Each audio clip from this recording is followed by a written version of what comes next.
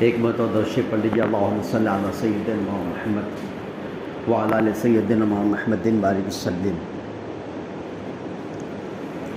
سبحانک لا علم لنا الا ما علمتنا انک انت العلیم الحکیم، نحمدہ ونصلی علی رسولہ الکریم، اما بعد،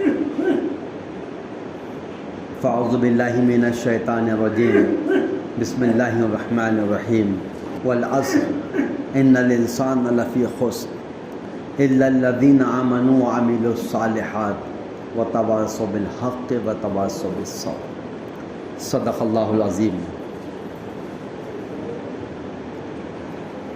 محترم بزرگوں اور دوستو،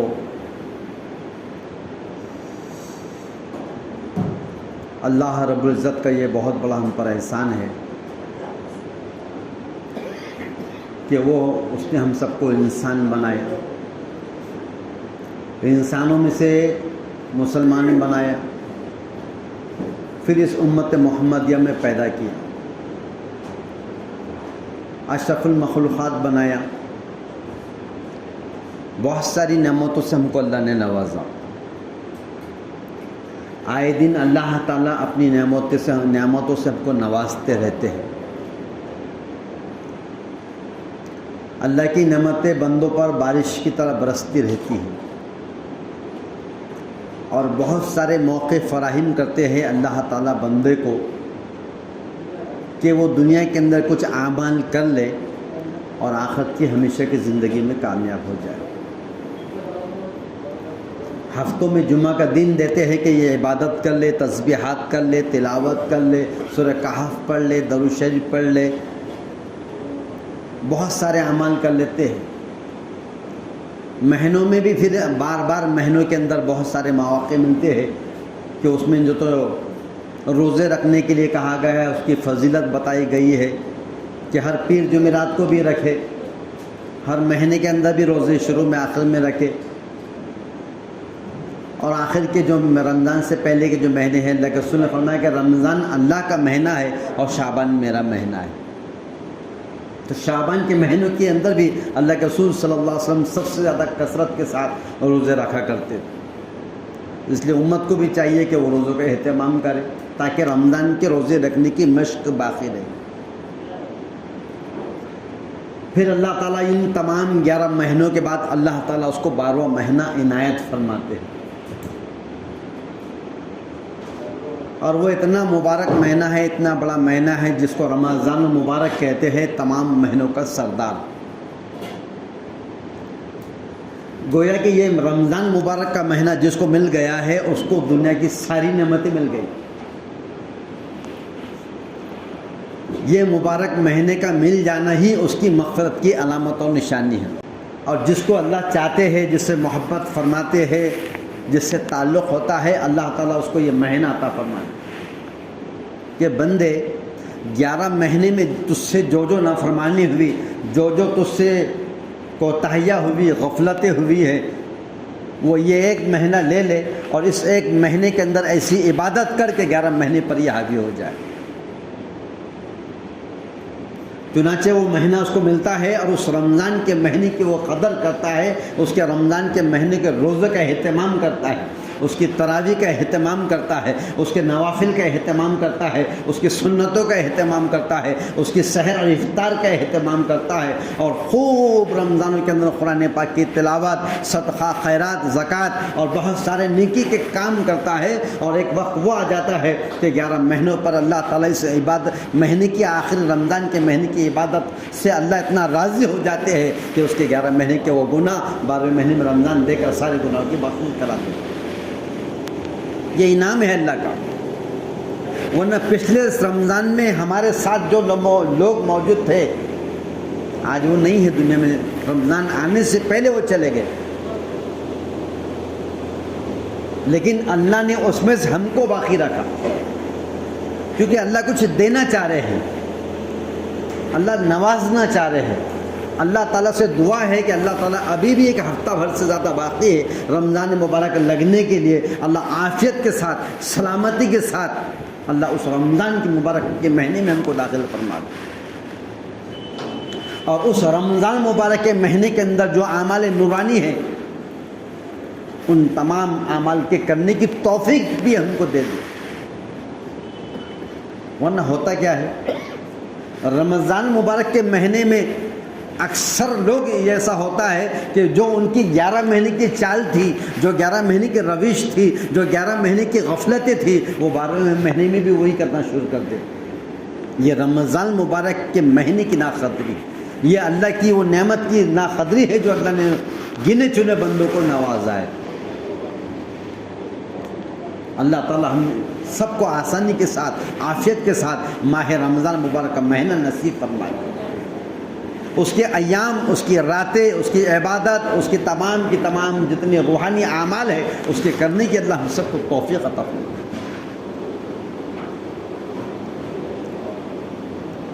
اگر وہ رمضان مبارک کا مہینہ ہمیں مل گیا، اس کی عبادت ہم کو مل گئی، اس کی عبادتوں کی توفیق ہم کو مل گئی، اس میں تسبیحات اور تلاوت کا اہتمام ہو گیا، اس میں راتوں میں اٹھ کر قیام لیل کے اندر راتوں میں اللہ سے مانگنا مل گیا، تو یہ ہمارے لیے بڑی خوش قسمتی کی بات، سعادت کی بات ہے کہ اللہ تعالیٰ ہم کو جو ہم سے راضی ہو گیا، اللہ تعالیٰ نے ہم کو نواز دیا، اللہ نے ہم کو کامیاب کرنے کا مواقع دے دیا. اللہ تعالیٰ ہم سب کو اس کی قدر کرنے کی توفیق عطا فرمائے. بہت سارے گناہ ہم سے، آپ سے، مجھ سے ہو جاتے ہیں. ان تمام گناہوں کا کفارہ رمضان مبارک کا مہینہ ہے. اللہ کے رسول صلی اللہ علیہ وسلم ایک مرتبہ ممبر پر تشریف لے اور پہلا قدم ممبر شریف پر رکھا اور کہا آمین. دوسرا قدم مبارک ممبر پہ رکھا، کہا آمین. تیسرا قدم مبارک ممبر پہ رکھا اور کہا آمین. آپ صلی اللہ علیہ وسلم نے خطبہ دیے اور نیچے اتر گئے. صحابہ کرام رضی اللہ اجمعین جب کوئی عمل ایسا ہو جاتا تھا تو بے چین ہو جاتے تھے، جب تک پوچھتے نہیں تھے. ساری بات چیت مکمل ہونے کے بعد اللہ کے رسول سے کہا کہ اللہ کے رسول، ہم نے آپ کو دیکھے کہ آپ نے جب پہلا قدم مبارک ممبر شریف پہ رکھا آمین کہا، دوسرے پہ آمین کہا، تیسرے پہ آمین کہا، کیا بات؟ تو کہنے لگے جبرائیل امین میرے پاس آئے تھے اور وہ یہ کہہ رہے تھے ہلاک ہو جائے وہ شخص، برباد ہو جائے وہ شخص جس کو رمضان مبارک کا مہینہ ملا اور پھر بھی وہ اپنی بخشش نہیں کرا سکا. میں نے کہا آمین. جو بد دعا دے رہے ہیں وہ کون ہے؟ وہ جبرائیل امین ہے، تمام فرشتوں کے سردار ہے جن کی دعائیں قبول کی جاتی ہے، جو امین ہے، جو امانت دار ہے، جو آدم علیہ السلام سے لے کے حضور تک تمام کی تمام احکامات کے پہنچانے والے ہیں، جو اپنی تمام کی تمام امانت داری کو پورا ادا کرنے والے. جبرائیل امین بدعا دے رہے ہلاک ہو جائے وہ شخص جس نے رمضان کا مہینہ پایا اور پھر بھی بخشش نہ ہو. میں نے کہا آمین. اب بدعا دینے والے جبرائیل امین تمام فرشتوں کے سردار اور تمام نبیوں کے جو سردار ہے وہ جناب رسول اللہ صلی اللہ علیہ وسلم ہے، وہ کہہ رہے آمین. مطلب وہ بدعا میں کوئی شک نہیں ہے. اس بدعا سے بچنا ہے تو کیا کرنا پڑے گا؟ رمضان المبارک کے مہینے کی قدر، اس کو اصول کرنا، اس کی عبادتوں کا کرنا، اس کی تمام اعمال روحانی کا کرنا. اگر ہم نے کر لی تو ہم اس بدعا سے بچ گئے. دوسری ممبر پہ دوسری سیڑھی پر قدم رکھا، قدم مبارک آپ صلی اللہ علیہ وسلم نے رکھا اور کہا آمین. وہ کہنے کیا؟ کہنے لگے ہلاک ہو جائے وہ شخص جس کو ماں باپ یا دونوں میں سے جو کچھ اس کے بعد حیات ہے اور پھر ان کو راضی کر کے جنت میں نہ گیا. کہا میں نے کہا آمین. ماں باپ ملے ہیں، ماں باپ حیات ہے یا دونوں میں سے کوئی حیات ہے اور پھر ان کو راضی نہ کر سکا اور پھر وہ جو تو ایسے ہی ان کو ناراض ہو کر چلے گئے. کہنے لگے پھر وہ بدعا ہے اس کے ساتھ. اور میں نے کہا آمین. اور پھر میں نے کہنے لگے جبرائیل علیہ السلام نے تیسری بدعا دی، ہلاک ہو جائے وہ شخص جس کے سامنے آپ کا نام مبارک ہے صلی اللہ علیہ وسلم اور وہ آپ پر درود شریف نہ پڑے. میں نے کہا آمین. اور وہ بھی ہلاک ہو گئے. کتنی بدعائیں دیے؟ 3. ایک اس کے لیے جس نے رمضان کا مہینہ پایا اور اپنی بخشش نہ کرا سکا، جو 11 مہینے میں کرتا تھا 12 مہینے میں وہی کرا، جو عادتیں اس کی تھی، جو غفلتیں تھی، جو نمازوں کو چھوڑنا تھا، جو تلاوت کا چھوڑنا تھا، جو ذکر اذکار سے منہ موڑنا تھا، وہ جو 11 مہینے کے اندر روٹین تھی 12واں مہینے میں انہیں وہی کیا. اس نے اپنے ہاتھ سے اپنے آپ کو ہلاکت میں ڈال دیا. اللہ موقع دے رہے کہ بندے کچھ کر لے تیکو بغیر کچھ کرے کہ کوئی حل ہونے والا نہیں. ہم سوچیں گے کہ اللہ کریم ہے, غفور رحیم ہے, اور جبار ہے, اور ستار ہے, غفار ہے, تو ہو جائیں گا. وہ اس کی مرضی کی بات ہے. وہ کر دیں گا تو وہ کسی کا بھی کچھ بھی کر سکتا ہے. وہ سارے انسان کو اٹھا کے جنت میں ڈال دیں گا, اس کی مرضی کی. اس کا کوئی مالک ہے. لیکن ایک اصول بنا ہے, ایک ضابطہ بنا ہوا ہے, ایک ترتیب بنی ہوئی ہے, ایک موقع دیا ہوا ہے کہ تم کچھ اپنی طرف سے کر لو. اب جب تم کوشش کر لیتے ہیں, مسجد میں آ جاتے ہیں نماز پڑھنے کے لیے, روزہ رکھ لیتے ہیں اللہ کو راضی کرنے کے لیے, اس میں غلطی ہو جاتی ہے, اس میں کمی بیشی ہو جاتی ہے, اس میں عبادت کے اندر وہ مزہ نہیں آتا, یا عبادت میں وہ لذت نہیں ملتی, یا عبادت کرنے کے اندر وہ رنگ جیسا چڑھنا نہیں چڑھتا. جو اس میں معیار تک پہنچنا ہے وہ ایسا نہیں کر سکتے. جو سجدوں کی کیفیت تھی وہ نہیں بنتی, جو رکوع میں کیفیت بننا وہ نہیں بن سکی تھی. اس کے بعد اب پھر تم اللہ سے ہاتھ میں اٹھا کے جب دعا کرتے ہیں, میں ان دعاؤں کی برکت سے تمہاری کمی بیشی کو معاف کر کے اس عمل کو قابل قبول بنا لیتا ہوں. یہ اب یہاں کریم ہے اللہ, یہاں غفور رحیم ہے, یہاں ستار ہے, یہاں جبار ہے, یہاں غفار ہے, یہاں پر ساری صفاتوں کا مالک اللہ ہے. پر کب؟ جب میں میرے بس کی پوری کروں. مسجد تک آنا میرا کام تھا, روزہ کا رکھنا میرا کام تھا, اعمال نورانی میرا تھا, قبولیت کرے نہ کرے یہ تیری مرضی ہے. لیکن اللہ اس امید پر میں یہاں پر آ کر اس عمل کو کیا ہوں کہ تو اس کو ضرور اپنی بارگاہ میں قبول کرے گا. تو اللہ یقیناً قبول کرے گا, کیونکہ توفیق کس نے دیا تھا؟ جس نے ہم کو توفیق دیا ہے عمل کرنے کی, نمازوں کے پڑھنے کی, تلاوت کے کرنے کی, روزوں کے رکھنے کی, تسبیح تلاوت کے کرنے کی, صدقہ خیرات زکوٰۃ دینے کی, اور رمضان کے روزے رکھنے کی, اس کے تراویح کا اہتمام کرنے کی. اسی نے ہم کو قبول کرنے کی بات وعدہ کیا ہے کہ جب بندے تو تیرے بس کی پوری کر لیتا ہے پھر میں میرے بس کی پوری کرتا ہوں. پھر تیرا وہ سجدہ وہ قابل نہیں ہوتا کہ میں اس کو قبول کروں, لیکن میری رحمت اور میرے فضل کی وجہ سے میں اس کو قابل قبول بنا لیتا ہوں اور اپنی بارگاہ میں قبول کرتا ہوں. پھر ہو سکتا ہے کہ تیرا وہ ایک سجدہ تمام کی تمام زندگی بھر کے سجدوں پر وہ جو ہے تو بڑھ جاتا ہے, اس تمام کی تمام جو تو زندگی بھر کے تمام عبادتوں پر وہ حاوی ہو جائے, وہی ذریعہ نجات بن جاتا ہے. لیکن بندے کو تیرے بس کی پوری کرنا پڑے. ایسا نہ ہو کہ رمضان کا مہینہ آ رہا ہے اور 11 مہینے میں جو اذان ہو رہی ہے ہم چلے, اور کیوں, ہاں آپ چلیے میں آ رہا ہوں. اللہ معاف فرمائے ہماری کمی کو, کوتاہیوں کو, غفلتوں کو, اللہ معاف فرمائے. اب ہم کو یہ موقع اللہ نے دیا ہے, ابھی بھی 10-12 دن 7-8-10 دن بچے ہوئے ہیں. ہم اس بات کی نیتیں کریں, اس بات کی ارادے عزائم کریں کہ اللہ ہم کو رمضان تک عافیت سے پہنچا دے, سلامتی کے ساتھ پہنچا دے, اور اس کے عبادتوں کا تحفہ ہمیں دے دے, اس کی نمازوں کے پڑھنے کا تحفہ, اس کے روزوں کو رکھنے کا تحفہ, اور سارے اعمال نورانی کا تحفہ دے دے, تاکہ ہم وہ عمل کریں. یہ میری نیت ہے. اگر تم مجھے وہاں سے ضرور پہنچائیں گا, میں بھی آج برابر اس بات کی نیت کرتا ہوں کہ میں پورے عمل کو, پورے رمضان کے مہینے کو وصول کروں گا. اللہ ضرور وہاں تک پہنچائیں گے, اور ضرور اللہ توفیق بھی دیں گے عمل کی. ورنہ لوگ رمضان میں پہنچ جاتے ہیں لیکن عبادت کی توفیق نہیں ہوتی. بہت جذبات میں آ گئے, 1 دن 2 دن 3 دن, اس سے زیادہ جذباتی ہے تو 10 دن میں اپنا پورا کام لپیٹ لیتے, بولتے ہوئے 10 دن کا میرے پورے عمل ہو گئے, تراویح میں میں نے قرآن سننا, میں نے سن لیا, اب دیکھو تمہارا کام کرو, میں نے میرے 10 دن پورے ہو گئے, اب میری نماز اگر بھی میں پڑھوں تو چھوڑ دوں گا, روزے بھی رکھے تو رکھے نہیں تو چھوڑ دوں گا, اور باقی تراویح تو میرے 10 دن کے ہو گئے, ختم. ایسا نہیں چلے. رمضان المبارک کے مہینے میں روز آنا 20 رکعت پڑھنا یہ سنت موقعہ ہے, اور روزانہ 20 رکعت پڑھنا 29-30 دن تک کا جو مہینہ ہوتا ہے یہ ایک الگ مستقل سنت ہے. اور اس میں ایک پورے مہینے کے اندر چاہے وہ مجبوری کے لیے 3 دن سن رہا ہو, یا 10 دن سن رہا ہو, یا 20 دن سن رہا, 15 دن, یہ ایک الگ بات ہے. اس میں ایک مکمل قرآن پاک کا سننا یہ ایک الگ سنت ہے. اس میں 2 سنتیں ہیں.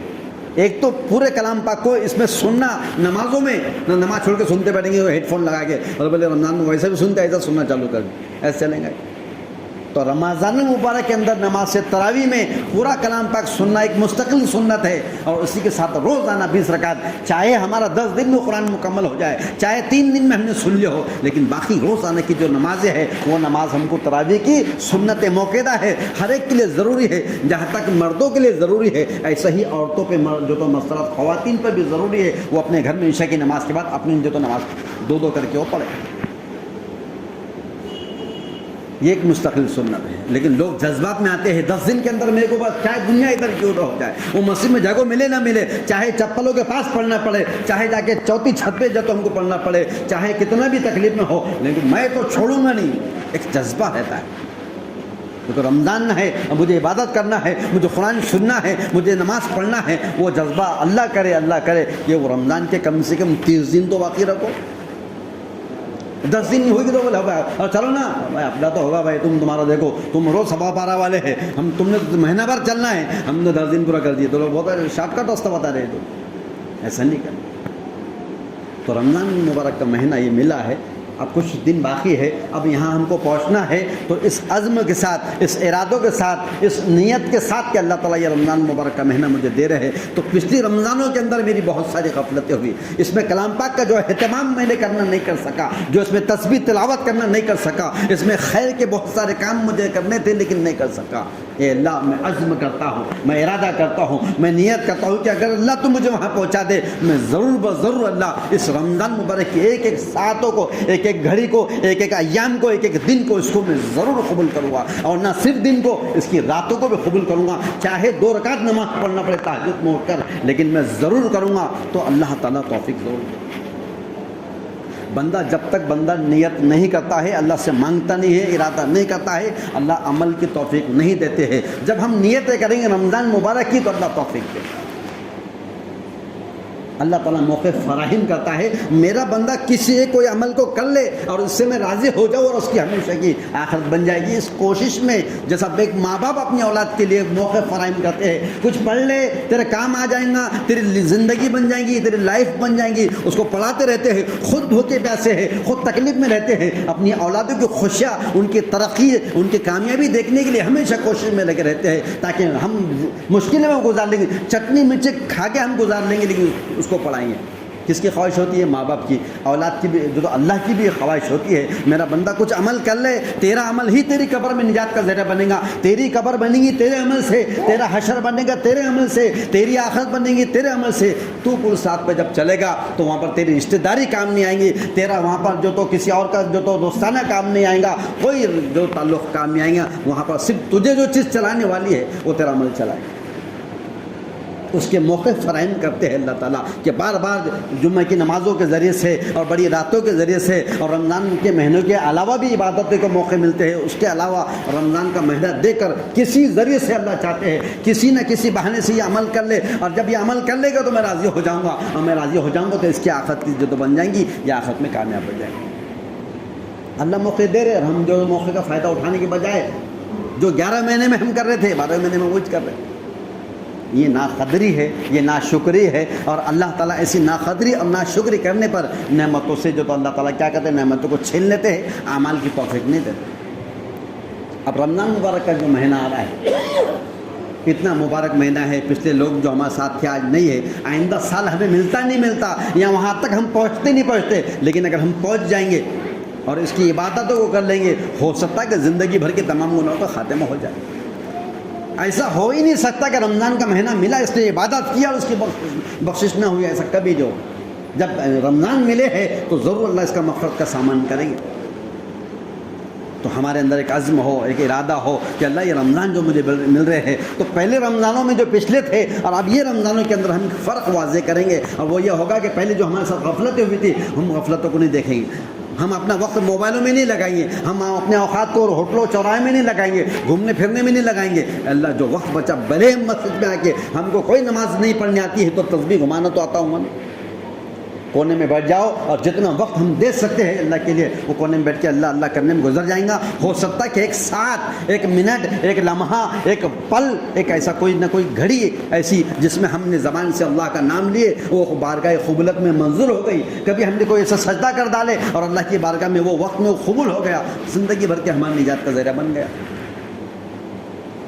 اللہ نے ہم کو موقع فراہم کیا ہے. اب ہم کو اس بات کی کوشش کرنا ہے کہ جو رمضان مبارک کا مہینہ اس کی ترتیب بنا لیں کہ بھئی یہ میرا اوقات ہے. کاروبار چھوڑنا نہیں ہے ہم کو. جو کاروبار میں ہم کرتے ہیں ان کاروبار میں ہم کیا کرتے ہیں، شام ہو گئے، دیکھو اپنا افطار کا ٹائم ہونے والا ہے تو سارے کام افطار سے پہلے ہم نپٹا لیتے. سارے گیریج والے کام والے میں یہ وہ سب کیا ہوتے ہیں، جو بھی کام ہوگا تیرا بول افطار کے بعد میں رکنے والا نہیں ہے، کیونکہ افطار کا بستا اس کے فوراً بعد مغرب کے بعد روزہ کھولنے کے اور اس کے بعد میں پھر کھانے کا اور اس کے بعد میں پھر عشاء. میرے پاس کوئی ٹائم نہیں ہے، تیرے پورے کام ہوں گے. فجر سے آگے بیٹھ جاتا لگے تمہیں، عصر سے پہلے عصر کے بعد میں نہیں. ترتیب بنتی کہ نہیں بنتی اپنی؟ ایسے ہی ہماری ایک ترتیب بن جائے. جتنے کام ہمارے ہوں گے وہ سارے کام ہم تو کریں گے، پر اس میں سے کچھ وقت ہمارا نکل جائے۔ فجر کے بعد تلاوت، سیر، ہم نے سیر کر لیے، سیر ہماری ہو گئی، فجر پڑھے، ہم سیدھا جا کے بستر میں جا کے سو جاتے۔ کئی لوگ تو اتنے ہوشیار رہتے بیچارے، اتنی نیند آتی ہے ان کو، وہ ایسے بیٹھے بیٹھے گھر کر کے سیدھا وہیں سو جاتے۔ ارے اٹھو اٹھو، ہاں ہاں ہاں اٹھا، ہاں اٹھا، ارے آواز بھی ہاں اٹھا، جو سوئے تو پھر وہ صبح کا سورج دکھتا ہو، ارے فجر، اور یار امی کو تم نے اٹھائے بھی نہیں۔ ایسا نہیں کر، سحر پوری ہو گئی، سحر سے پہلے آ جائے، سحر کو تو اٹھے نا، اٹھتے ہی پہلے گھر میں کیوں نہ ہوتا 2 رکعت نماز تہجد کی پڑھ لے، اللہ راضی ہوتے ہیں۔ صالحین کا طریقہ ہے، اللہ تعالیٰ کے جو نیک بندے ہیں یہ ان کا طریقہ ہے، 2 رکعت نماز کی تہجد کی توفیق مل جانا دنیا مافیہ سے بہتر ہے جو کچھ اس میں ہے۔